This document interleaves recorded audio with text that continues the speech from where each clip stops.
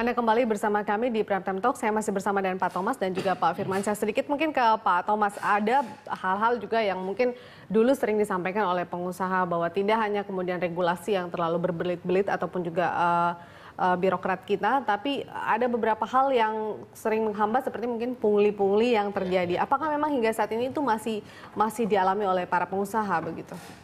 Secara general ya, pungli turun dibandingkan beberapa tahun yang lalu ya. Sudah turun karena mereka mungkin takut. Tetapi hal itu tidak menghapus sama sekali ya, karena masih ada hal-hal yang menurut saya memang perlu.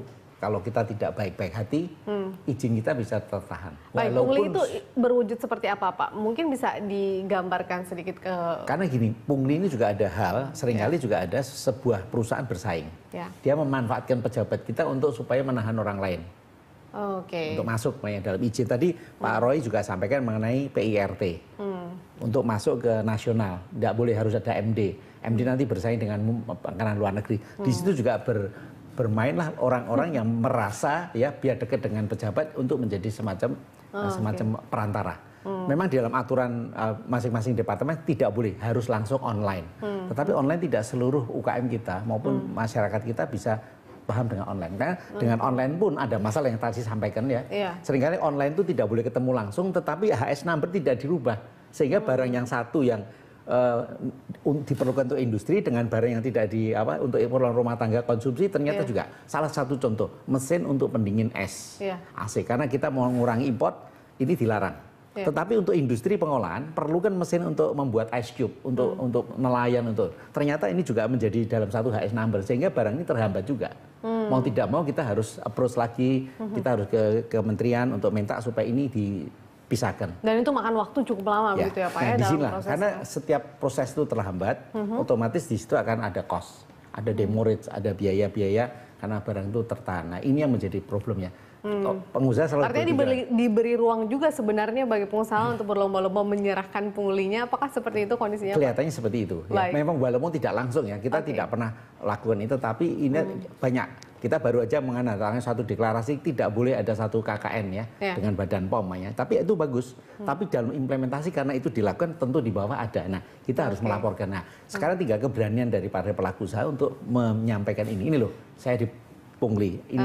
Nah seringkali ini tidak berani, Pak janganlah nanti kita nggak harus dong Pak. Nah Pak Firmansyah, bagaimana kemudian implementasi kebijakan itu bisa direalisasikan dengan baik, khususnya paket kebijakan ini kalau ternyata ada ruang terjadi pungli semacam itu. Apalagi kita tahu bahwa sekarang juga kan pemerintah kita di saat yang satu menjelaskan atau menyampaikan ada kebijakan A atau proyek A, yang satu malah menentang proyek tersebut. Artinya ada dua suara dalam satu pemerintahan begitu. Iya, memang berikutnya adalah implementasi. Jadi implementasi baik di tataran daerah, implementasi di tataran kementerian teknis maupun implementasi di tingkat nasional.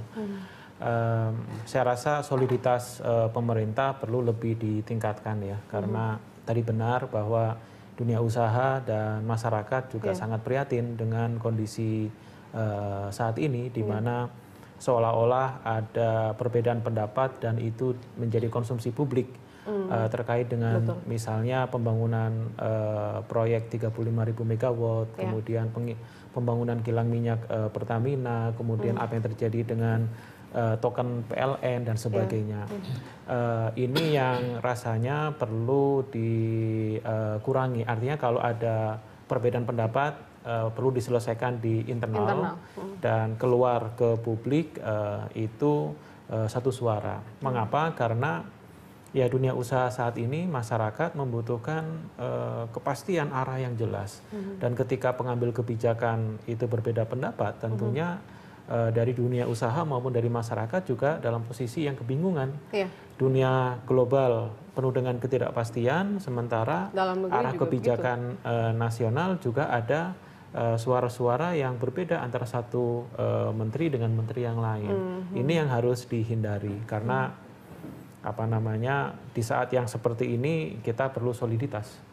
Sesensitif itukah kemudian Pak dua suara yang terjadi di pemerintahan saat ini? Apakah pengusaha juga cukup menanggapi ini menjadi suatu hal yang membingungkan begitu?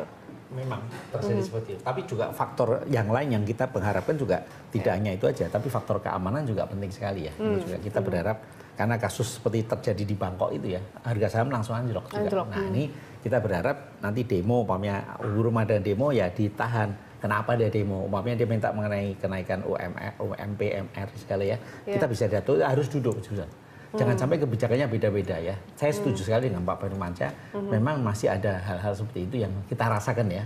Ya. Nah kita sendiri bingung ya, karena sektor ini kan nggak bisa terpisah sama sekali ya. Antara umpamanya Kementerian ini Maritim dengan Kementerian Ekonomi ini kan sama.